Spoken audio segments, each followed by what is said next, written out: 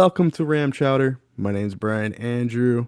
We have a wonderful guest today, but before we get to him, how you doing, Lex? Good, good. All is well. We did one of those things where we tried to push back like an extra day or so during this off season, and we had the option of a Tuesday or Wednesday, and I was like, let's do Wednesday. It gives us 24 hours more of potential Rams news, and not much to cover, but as Yeah, you said, we do have a special guest today. we do. And if maybe we waited 24 hours, we could talk about the schedule, but that seems like a next time pod. Yeah. Today's pod, we have a wonderful guest, the joy of the Central Valley, Brett Laughingstock Pullen. How you doing, my friend? Yeah. I'm doing splendid, guys. Thank you for having me on. I love you both. I love the Rams. I love sitting outside and not waking my kids. So this is kind of the best of all three. I, Thank re you for having me. I respect that. So, some backstory. We used to hang out doing things. Don't A hobby and- that shall not be named. yeah, and then I think just by I don't even know how it came up, but it was like I'm a Rams fan, and you were like, "Oh, I'm also a Rams fan," and that's pretty much the end of that conversation. And then now, maybe what 10, 12 years later, we're like, me and Lex are doing a podcast, and I'm like, I remember Brett saying he's a Rams fan, so let's bring Brett on the Ram Chowder podcast. Yeah, I remember the three of us met at youth group, and I actually think, Brian, the last time I saw you in real life, we were doing a podcast, and Oh yeah, the name of that podcast was Rammy Jammies because we talked about that, how my father subjected me to LA Rams pajamas, indoctrinating me at a young age. And so our bond grew within that. have you always lived in the Central Valley?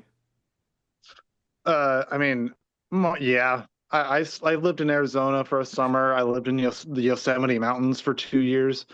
Um, but outside of that, I've always lived in the Central Valley. Okay, so at first it seemed like you're a little embarrassed to say it, and then I was No one wants to admit to it. How much time have you served? Um, none at all. I was but yeah, I was gonna ask because I was like and correct me if I'm wrong, but in the Central Valley up toward where you're at, I would say you're most people are 49ers or Raiders fans for the most part. so three things. One, my head is in the northwest corner of my screen because there's a patio light here, and I'm kind of weird about my lighting. So I'm going to be up here for the podcast. Second of all, so it's there's a lot of Niner fans and a lot of Raider fans. Startling amount of Dallas Cowboy fans. I'll tell you why. Ooh. Um, Central Valley is a very Mexican area. And I asked this a while back. Apparently, the reason why there's so many Cowboy fans is in the 70s, when Mexicans would immigrate into Texas, mainly into El Paso or just into America, the way they would acclimate to America is by saying they were the Cowboys because the Cowboys were America's team. So, if a Mexican immigrant wanted to blend in, so to speak, with the Americans in the 1970s, they'd say "Go Cowboys," and all the rednecks would be like, "Yeah, you're one of us." And so the 1970s Mexican immigrants gave birth to millennials and Gen Xers and people our age. And that's why there's so many Dallas Cowboy fans in Central California. There's a lot of just Mexican heritage and by default, Cowboy fans, which is unfortunate. I don't dislike many things in life, but my dad told me, I don't care if you grow up to be gay, just don't grow up to be a Cowboys fan. There you go. Okay. I was thinking that it might be just be because the Dallas Cowboys usually train at in Oxnard, but that's not that's not near Central Valley. I just No, figured that no, maybe absolutely not. yeah, I just figured that maybe they're like, oh, we could see him every like 2 weeks in the summer or something like that. I hadn't considered that, but no, that might be a factor of I would hope not. Probably I will probably say that not. the Cowboys have a much larger fan base in the Central Valley than the Rams do. Hmm. So what made you stick to the Rams? My dad, my dad, just growing up and hearing about Jack Youngblood and Merlin Olsen and Jackie Slater and Eric Dickerson, and all I was trying to focus on was Michelangelo and Donatello and Kimberly hyperbole and things a 6-year-old likes. Um, and then I remember the first time being an active Lucid Rams fan, the 96 draft, they drafted Tony Banks. I want to say in like the second round, and that worked out. Um, and so That's a deep since cut. then, yeah, exactly. Since then, I've been clinging on for dear life, as we all have. Yeah. Yeah, like I mentioned on this pod a few times, like the majority of my Rams fandom has been when they've absolutely sucked. I think the highlight post Super Bowl in the early in 2020 in 2001, post that the highlight was like going like 8-8 with like Sam Bradford and like Yeah, and I then remember losing out those. on going to the playoffs against the Seahawks. And then that was and then a bunch of 7 and 9 Jeff Fisher years until we got Sean McVay. Mhm. How are you feeling about this current Rams team? Um, I'm always scared when they, cause the Rams, their favorite activity, their favorite pastime is getting rid of draft picks. Um, Mhm. and there have been so many rebuilding years that, they rebuild areas that I don't think were needed. I mean, we've talked about, I wasn't a big fan of excuse me, Marcus, the Ty Simpson draft. Mhm. I feel like the special teams could use some help. Um, so I'm trepidatious, but I'm trepidatious also because the NFC West was the best division in the NFL probably last year. So just another reason I'm nervous. If we get go in the playoffs, that's great. If we go far in the playoffs, even better. If we don't make the playoffs, it's okay. That's fine. Miami's been doing it for 30 years. We'll be fine. Yeah. A few weeks has passed since the draft, Lex. Are you feeling any different about the Rams right now? Um, I guess the only thing I'm really feeling at this point is that, well, I mean, not much we could do about it now, right? So, my initial thoughts were, yeah, I didn't really like the Ty Simpson pick either. Um, Now it's just kind of like I'm hoping we make one more move at least to answer some questions there. Um, but I think Brian brought up something that kind of reminded me of a similar Matt Stafford conversation that we had, and I would like to direct a question to Brett here. We went from Matt Stafford, right, MVP, or is he going to retire? Is he not? To it kind of feels like, oh, we're signed on for a couple more years now with Matt Stafford. At this age, what are your thoughts of the quarterback situation moving forward over the next like year, 2, 3 years? Um, Fairy tale ending would be uh, coach and quarterback winning one last Super Bowl hand in hand, going off into the sunset. I feel like Mhm. in a perfect world, but in a real life world, I think an old man quarterback gets a season-ending injury at some point, as they all do. And thankfully, we've got a young hotshot from Alabama to take over, which is smart. Yeah. I don't want that.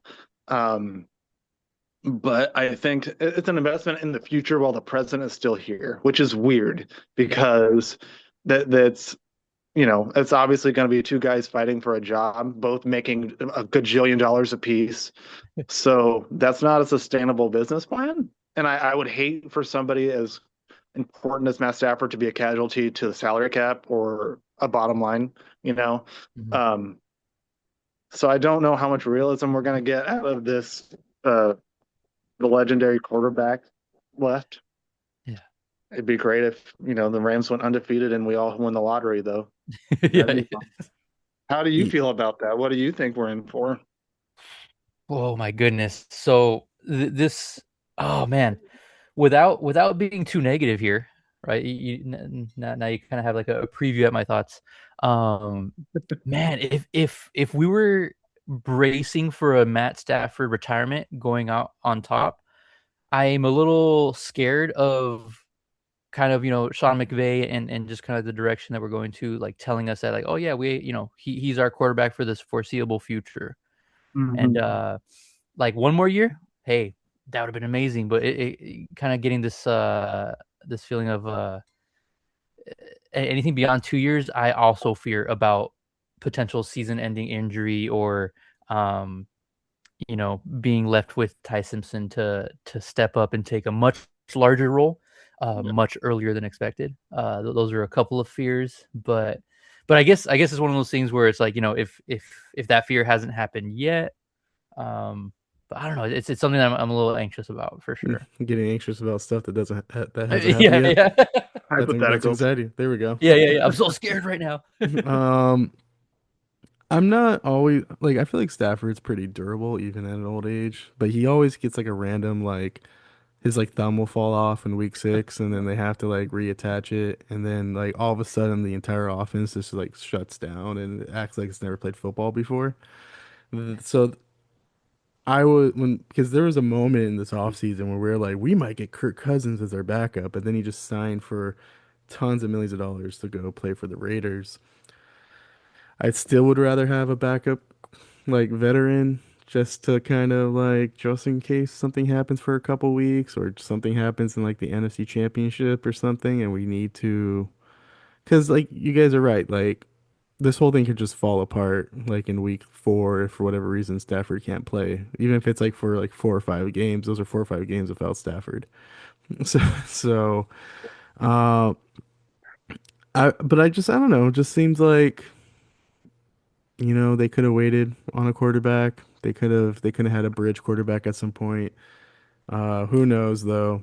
We Stafford could like I said, lose a thumb in like week 16. Ty Simpson takes over and goes on a magical run and is like considered the best quarterback in Rams history or something of that nature. You never know.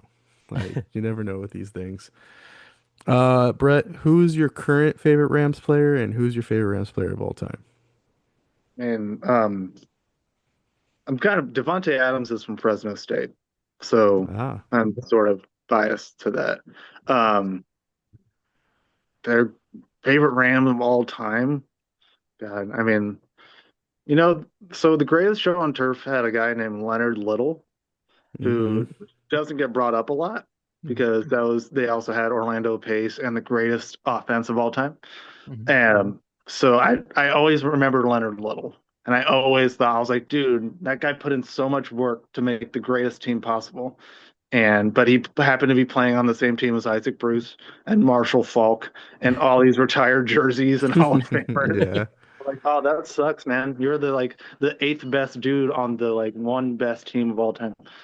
Um, so I'd say that I'll go for another deep cut. I mean, I could have sent like Trent Green as a joke, but Yeah. I don't do comedy anymore. Do you guys get to? This is off topic, but I haven't asked you this. Do you guys get to go to SoFi a lot since you're out there? I could barely afford to drive to work. But I have been to one. It was a couple seasons ago against the Falcons. I'm a big USC guy, and then it was Drake London's first game at SoFi, so I wanted to go to that with a buddy of mine.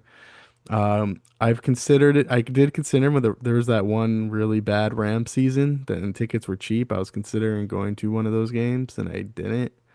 Um, I don't know. They'll I'll consider. It depends how expensive the tickets are, and I feel like Yeah. sports is becoming more and more expensive while uh things are. We're not making more and more money as a society. So that's uh uh this is a capitalism chowder now, but Yeah, yeah, cap, but cap chowder.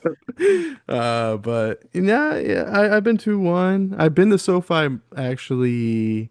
I went on a tour at SoFi because I work in a school district, and we went on a tour at SoFi for a field trip last Oh, summer. like a walkthrough. I thought like Yeah. you served a tour of SoFi, like you went.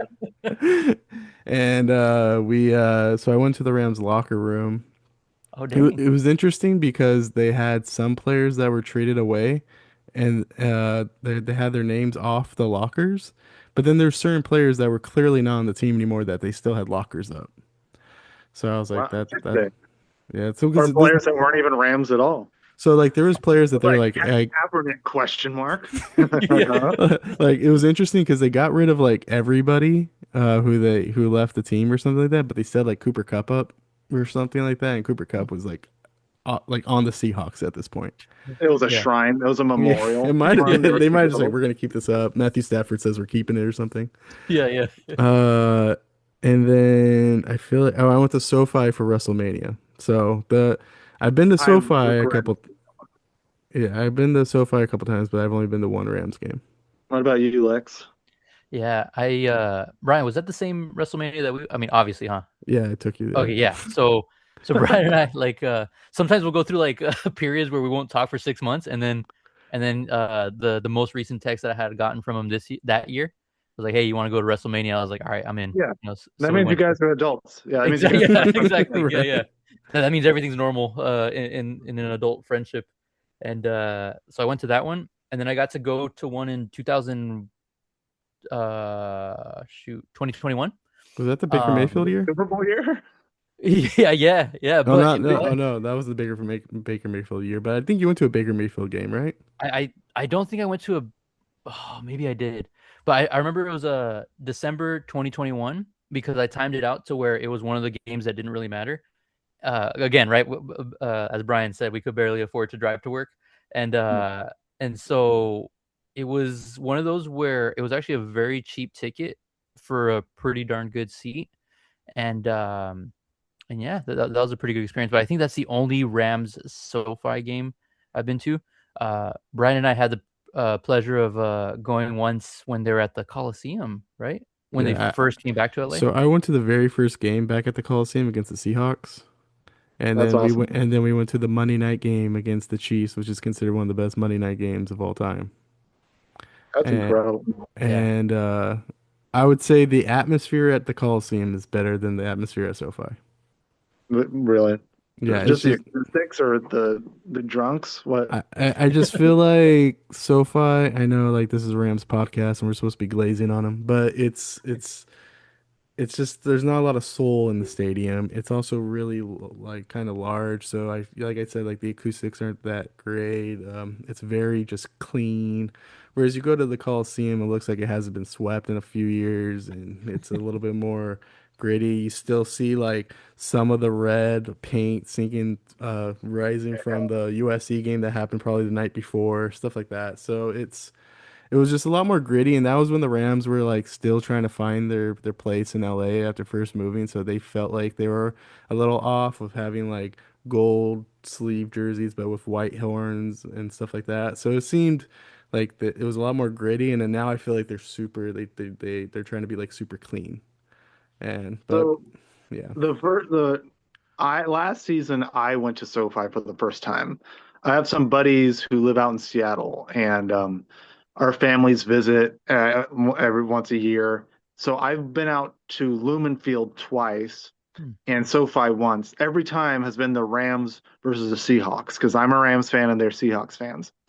Every time I've been there live, the Rams have won. The first time was in Lumen Field and they broke Russell Wilson's thumb, which was great. Awesome. And then um, the one in SoFi was because the Rams Seahawks played twice last season, one, lost one. It was the one where they won in overtime, and it was an incredible game. But as somebody who's been to Lumen and I got to hear like the 12, you know, Hmm. and it's very real. You cannot hear yourself think like when that defense is lined up. And then I went to SoFi, and it feels very manufactured, in a Hmm. way.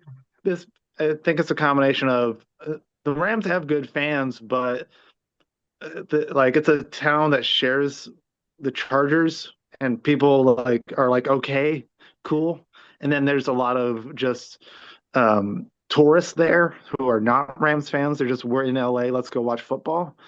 So I feel like it's a kind of a really watered down situation, just because it's Los Angeles, um, and the vibe was not vibing, but Hmm. No, I agree. that's It's like what playing you in like I always say it's like playing in IKEA. Like it's just like super white, it's clean. get. Um, and I do feel like the fan and the culture makes it like I go to a lot of games at like Petco Park and I go to Clipper games at the Intuit Dome, and there's an emphasis on making sure the fans are involved, and I feel like the Rams kind of dropped the ball a little bit on that. I feel, and I've been to Laker games, and the Lakers do that too, and I just think, um, also probably the diehard fans are not can't afford the better tickets in the stadium, so they're probably a little higher up. That's probably where you start seeing a little bit more of your diehard Rams fans, and people who could afford the tickets are a little bit lower in the stadium. They also make it where you can't just go up and down tiers and levels in the stadium. Yeah. You have to like pay for specific, like, hey, you got to have a level two ticket to be in the level two section. If not, get your ass back upstairs with the rest of the normies. It does feel very, um, I don't know. It's like a caste system of Rams Totally is. fans. Yeah, you could say Yeah, that. That's yeah. fine. It's like, and that's kind of like some of my like things I don't really like about where the franchise has gone in the last few years. But uh, I sometimes have to tell myself like this is where like kind of maybe the modern NFL is going. Like I heard the Bills just built a new stadium and it's like $600 to get a ticket right now, and I'm sure there's plenty of people in that market who are diehards who are going through tables who are like, I can't spend $600 on a ticket right now. You know what I Yeah. mean? So Yeah. yeah, I just I'm assuming like you said like Lumen Field, like as much as we hate the Seahawks, Lumen Field I'm sure feels like a very fan centered experience, and like Oh, you said, absolutely. Yeah. It's that's it. That team is ingrained in the city because sometimes when it's a smaller market, the team is all that they have, really. And hmm Pacific Northwest, I mean, like they have the Trailblazers and they have some stuff out there, but the Seattle is basically where everyone in the whole part of that country flocks to for football. And, So, and I've kind of heard that like, some people, especially when it comes to like former Sonics fans and Blazers oh, fans, they're yeah. very much like I I live in the Washington Seattle area. I can't root for the Blazers kind of thing. And like up there for a while they only had the Mariners and the Seahawks, and then they got the Kraken recently and things like that. And they're gonna get the Uh, Sonics back soon. so Uh as someone who's fairly close with people up there, the way the way Mexican Americans protect Selena is the way people in Seattle protect the Sonics. I If agree. you say a cross word about that team, it's not a, you will make them cry. It's not funny. It is not a joke. you're a And wrestling guy. I don't know if you remember this when Kevin Owens made and the like Elias, yeah, yeah, absolutely. and That is not a that is it was real very heat. real. Yeah. Yeah, very real heat. Uh yeah, and I feel like LA's been without an NFL team for such a long time, like that 20-ish year gap, almost what was it? Probably almost closer, what was it, 25 years or something like that? Or 20, probably 20. And most people picked different teams by then, and they were raised by these teams and grew up with these teams. And now you're telling me that there's two teams coming to LA. And as much as I think it's silly to be like a LA fan, but also be a 49ers fan, because there's some weird rivalry situations with the Bay and LA, but it's like they were a Californian team that you rooted for, a California team, and now the Rams are in LA. You're asking yourself to now root for that team you were trying to hate for 20 years. It's not something you can do. Chargers are just like shit out of luck. Like Yeah. San Diego, like so this is probably the episode I'd say I'm a Padres fan. I listen to a lot of San Diego podcasts, Mm. and there's this disdain for Spanos and the Chargers. So there's people who are in San Diego like I don't want the Chargers back even if they wanted to come back kind of thing. Yeah. Like they hate the Chargers, and then people in LA kind of gravitated to them being like I guess an alternative to the Rams in a way, but like the Rams are also the alternative to Raiders, 49ers, Oh, Cowboys. You know what I yep. mean? So it's kind of intriguing. I actually feel like the Chargers are eventually going to find a new home eventually, probably back in San Diego, but yeah. I think that'd be the best for Yeah. everybody. Yeah. Do you have any questions for us, Brett? Yeah, absolutely. How'd you guys meet your ladies? No, Yeah, yeah. no, I mean, do you guys feel like there's been a change in terms of how gosh, how do I say this? So you don't go to games often because you're obviously priced out, and that's unfortunately normal. Hmm. In that, do you find it harder to find actual LA Rams fans in the area in your day-to-day life? Like, because I mean, if you work with younger people, this could be the LA Rams could be a whole new exposure to them. If it's Yep. old people, I don't know why I'd be surrounded by old people. Um, I mean, as people who live in that area, is it easy to find genuine LA Rams fans out there anymore? I think it's Just easy. even outside of SoFi?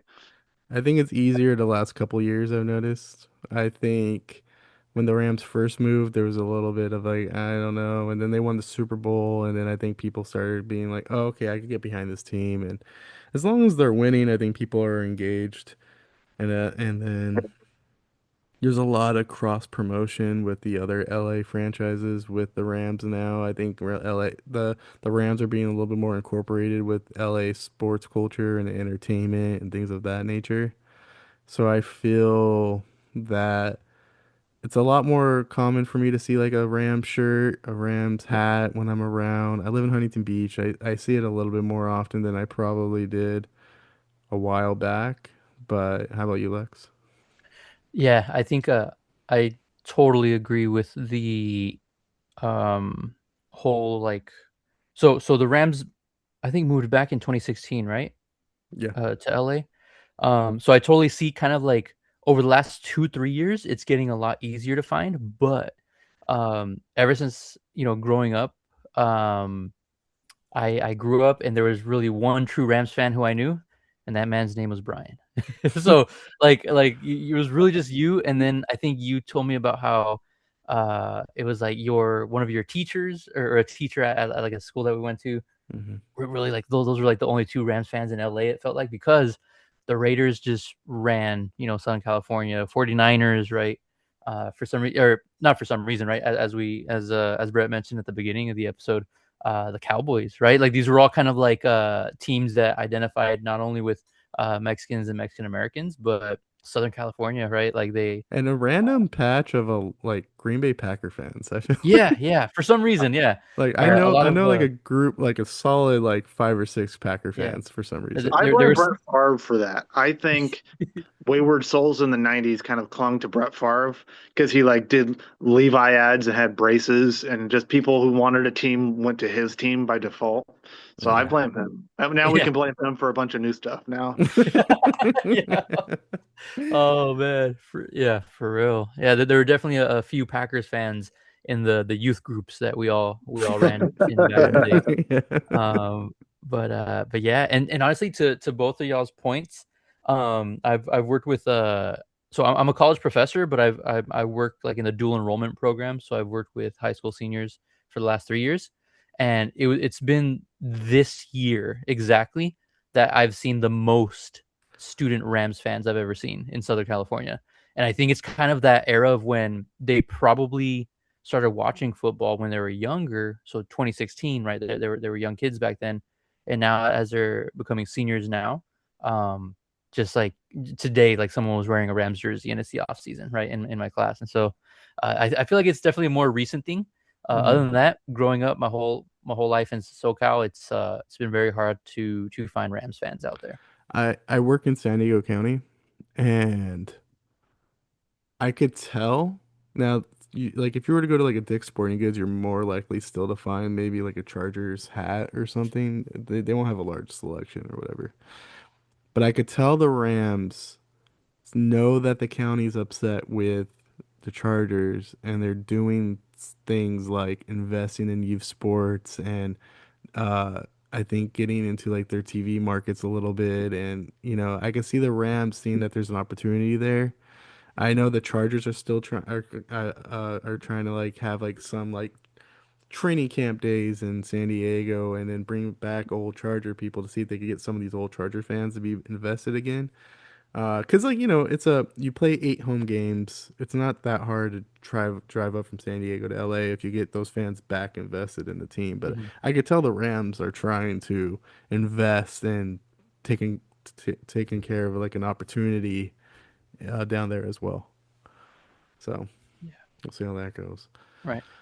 Uh, on that note, when me and you, Brett, were talking about joining the podcast, you said, "Hey, man, no hard questions about anything that's going on." So, I wanted to ask you real quick, what are your thoughts on undrafted tight end from Arkansas, Rohan Jones?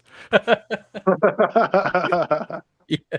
I mean, look, I when I was a child, my dad read me a bedtime story called "From Supermarket to Super Bowl."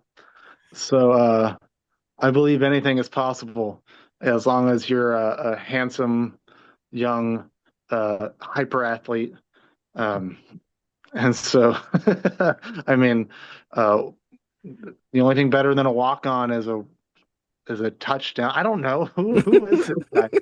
He's not going to make the team probably, and if he That's Oh, does, thank hilarious. then God, thank I'll God. get you back on this pod and we can talk about it then. Please Uh, do. that's hilarious. Uh, on that note, before we head out, I was just thinking about it. There are times where I actually feel bad for fans in St. Louis because I feel like they probably would have been more invested in this team than most people in LA here are. So sometimes I feel But at the bad, but same time, they can cheer us. They can live through us vicariously. Is that yeah. insulting to say? Because I know that a lot of when the Raiders moved to Vegas, there were a lot of people out here that had trouble digesting that. Because they were like, at first it was like a real knee jerk, like, nah, nah, not my Raiders. And now it's like, okay, they're my Raiders. They're my Las Vegas Raiders. And I live in Stockton, but they're my Vegas Raiders. So I think there was an acceptance process that took a couple seasons. Um, Hopefully, there's some people out there in St. Louis that have had that as well. Uh, if not, I mean, Well, I we don't we know. our families had to deal with that. They Yeah, were no LA kidding. Rams fans, and then they had to become St. Louis Rams fans for a minute. So, and that's How how embarrassing. that's how kind of like I got into it. Because by the time I knew what a football was and got really into it, they were well into St. Louis by that point. Yeah. Yeah, for sure. So yeah, just a thought. And plus, I feel like Raiders are more of like a cultural, like a cultural. Yeah. Oh, I can't speak. A cultural. Okay. It's a cultural. It's a cultural team. Nice. So I feel like whether you rooted for them when they were in Southern California and Oakland, now they're in Vegas, and I feel like the Raiders are more like the touristy team where it's like they're in Vegas, it gives you a reason to go to Vegas. I'm gonna go Mm. catch the Raiders. It's like I said, it's 8 games a year. 8 to 9 games, I guess it depends. So it's just one of those things where I feel like people don't mind that they're in Vegas, they're still in proximity. Yeah. Uh, but when the A's moved, everyone's like, no, screw that. Yeah. Exactly. Uh, Hey, you guys have been friends forever. How long did it take before you did the thing where you just sat around naming Rams? Where you're just like, hey, remember Kevin Green? Yeah. Remember, have you guys done that? I'm sure you have. well, me and Lex is a newish Rams fan, Okay. so Oh, you. he I'm proud of you, Lex. That's awesome. so but Appreciate it. but there's probably been times where I went in there and I went like inside baseball on the Rams and Yep. some people will say it's a neuro thing that I that I know so much about the Rams, but it's a You know, it's funny because to the point that we were speaking about earlier about when um anytime the youth of Southern California becomes a football fan, if the Rams were around back in the day, maybe it was easier to become a Rams fan or a Raiders fan. But during that St. Louis stretch, that's when I became a football fan, and this was in around like 2004 or 2007, around that era. And it was the era where Michael Vick was doing the darn thing, right? Like the first thing, right? The good thing. And so so I became a Falcons fan, right? And so I started off as a Falcons fan at first, and but it wasn't until the Rams were rumored to move back, and then when it was confirmed that they were going to move back to LA, I kind of hit up Brian with dang, I've never done the whole switch up before, where I switched a team completely, but I am kind of like an LA loyalist with like the Dodgers, the Lakers, and like LA teams in general. And so I was like, man, should I do it? And Brown's like, hey, this is what motivated me. He was like, you could do whatever you want. And so that's when I put Oh down the my Falcons God. hat. What a teacher thing to say. Right? Yeah. The And then I put uh, on the Rams hat ever since. But I was kind of yeah, like, you rooted for the reason you got into the Falcons too is not the same Falcons that are playing. So yeah. it's like, and who would you say is your favorite Ram of all time, Lex? So in this new rendition, right? So I've been a Rams fan since the final Jeff Fisher year, right? So thank like Nice. I got to experience that, and then I've been Still my favorite coach of all time. I don't give a shit.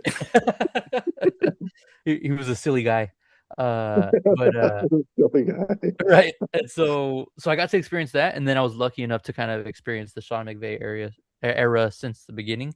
And so if I had to give you a favorite Ram of all time, it's going to be from like St. Louis to now, at least like the last parts of it.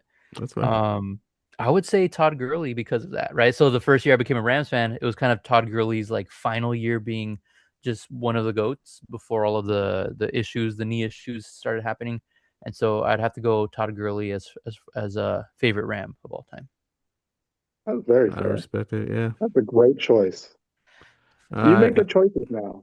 Yeah, yeah, yeah. there we go. Post Uh, Falcons era. Sometimes I go through phases of who my favorite Rams fans are. Like sometimes I'm like, well, I have my childhood favorite Rams, and then I have like my teenage year favorite Ram, and then my adult favorite Ram and stuff like that. You Like have your for the bit favorite Ram, like your joke answer that you have in your pocket. Ricky Prohl. I don't know. I was really into because OBJ. OBJ. I was really into like playing like the Madden teams of that early like Super Bowl, post Super Bowl Rams kind of, and like playing Madden, and then like Marshall Faulk gets hurt, so you have to put like their own candidate in, and like Yeah. Azar Hakim and stuff like that. Like those were like my deep cut Rams, but one of my favorite Rams of all time might have to be Steven Jackson. Just like Yeah, he ran like a motherfucker, and he played for some of the shittiest Rams teams, but he was that's like true. he ran with zero line, like Yeah. the team's not playing for anything, and he's still running hard, and he's He was like the Barry Sanders of running backs. yeah. Facts. On that note, I wish I didn't cuss. That's okay. Oh, that's great. You have anything you want to promote? Anything you want to talk about, Brett, before we head out? No, Lord, no, You don't want to promote the youth group? no.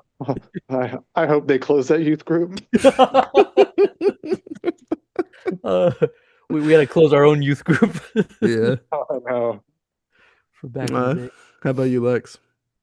Yeah, no. If for any potential listeners who are Pokemon fans, I'm a 30-something-year-old doing that now. So you can follow at Lex the Catcher on all social medias, and then definitely follow us at RamChowder on TikTok, Twitter, and YouTube and Instagram. And then what Real, about you, Brian? real quick, I'm sorry not to interrupt, but to interrupt on a public forum. Brian, did I send you that Cooper Cup discount I think link? you might have. Or Did you either of you get it? I got it, and it was a great deal. yeah. That is a Nike embroidered jersey for like $20 flat. That I was a good. Cooper Cup's a good jersey to get. I feel like Yeah, he's kind of like the vocal point of this, especially if like maybe the Rams don't want Puka to be like the main attracting wide receiver of this era. Cooper yeah, Cup was. How do you guys feel about Puka? Huh? He's a yeah. character, right? Good old Uh, Count Dracula. I'm gonna trust the Rams on this one and say he's doing okay. And then Hey, you were reading off a press release right now? yeah, Yeah, exactly. I trust my that's friends in this administration. Yeah. straight from Rams .com. Puka's doing okay. Yeah, yeah, yeah. I'm no, yeah, Uh, I'm definitely a little nervous, but I'm hoping, fingers crossed.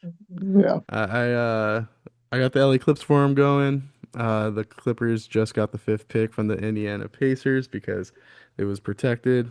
Clipper Nation's bricked up right now. Bricked. It's Good. You guys because deserve it. we haven't had a lottery pick since Shea, and then we traded Shea. So this is pretty important. And Laker fans, like I said, you guys could hope that our fifth pick busts if you guys want. Yeah. Yeah. That sounded weird. You guys can have Bronny. Yeah. On that note, you guys could be doing anything with your time, but you spent it with us and Brett. We appreciate it. We're out. I guess. Thanks.